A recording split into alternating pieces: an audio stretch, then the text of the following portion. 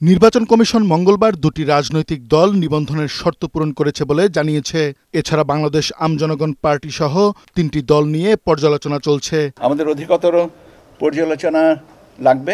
সে party হচ্ছে Bangladesh আমজনগণ party.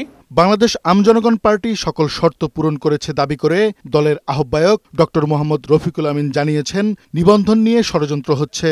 দলের সদস্য সচিব জানান, বিষয়টি অপ্রত্যাশিত। নিশ্চয়ই কোন একটি অদৃশ্য শক্তি এখানে কাজ করছে। ৩০ আসনে যখন আমি প্রার্থী দিব, তৃণমূলে আমার প্রতীকটা পরিচিত করার জন্য আমার একটা লম্বা একটা সময়ের প্রয়োজন।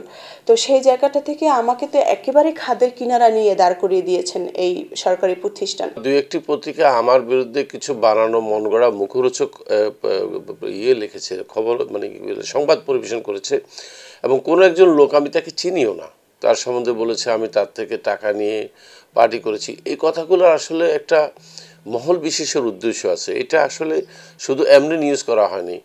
আমি মনে করি ইলেকশন কমিশনকে বিভ্রান্ত করা, তাদের দৃষ্টিভঙ্গিকে আমার প্রতি এটা নেতিবাচকে আনা, এই ধরনের একটা উদ্দেশ্যে এই নিউজটা করানো হয়েছে। নির্বাচন কমিশন নিরপেক্ষভাবে কাজ করে ন্যায় প্রতিষ্ঠা করবে, এমনটাই প্রত্যাশা বাংলাদেশ আমজনগণ পার্টির শীর্ষ এই দুই নেতার। প্রধান নির্বাচন কমিশন থেকে শুরু করে তাদের সচিব মহোদয় যারা রয়েছেন, তারা অত্যন্ত আন্তরিক এবং আগামী নির্বাচনে বাংলাদেশ আমজনগণ পার্টি যেন প্রতিনিধিত্ব করতে পারেন, সেজন্য গণতন্ত্র চর্চা করার জন্য তারা আমাদেরকে সুযোগ করে দিবেন। দেশে যখন জন্ম নিয়েছি, এই দেশে আমি রাজনীতি করব, সবাই করবে, কিন্তু আমার বিরুদ্ধে গল্প দিয়ে আমাকে দূরে রাখার চেষ্টা করাটা হচ্ছে আমার প্রতি জুলুম করা, অন্যায় করা। যে জুলুমটা হাসিনা সরকার করে গেছে, সুদী মহল, সুশীল সমাজ, সবার কাছে আমি আজকে খোলা মনে আবেদনটা করব যে আমার প্রতি যে নির্যাতন হচ্ছে, এটার বিরুদ্ধে আপনারা একটু সোচ্চার হন। স্বৈরাচার সরকারের প্রধান গিয়েছে, স্বৈরাচার শাসন শেষ হয়নি। ইলেকশন কমিশনের উপরে আমার আস্থা আছে, ওনারা অত্যন্ত নিরপেক্ষতার সাথে কাজ করছেন আমি বিশ্বাস করি। আমি যে কয়েকজন কমিশনের সাথে দেখা করেছি, আমার সে বিশ্বাস জন্মেছে।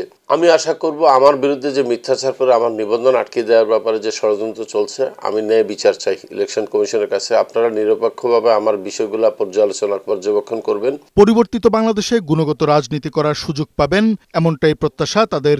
স্বৈরাচার সরকার চলে যাওয়ার পরে একটা গণতান্ত্রিক চর্চার সুযোগ তৈরি হয়েছে, এই সুযোগ থেকে যেন আমাকে বঞ্চিত করা না হয়। আমাদের আন্দোলনের মুখেই কিন্তু একটি ফ্যাসিস্ট সরকারের পতন হয়েছে। আমরা সেখানে রাজনীতি করার প্ল্যাটফর্ম পাবো না। কাজী ফরিদ, বৈশাখী সংবাদ, ঢাকা।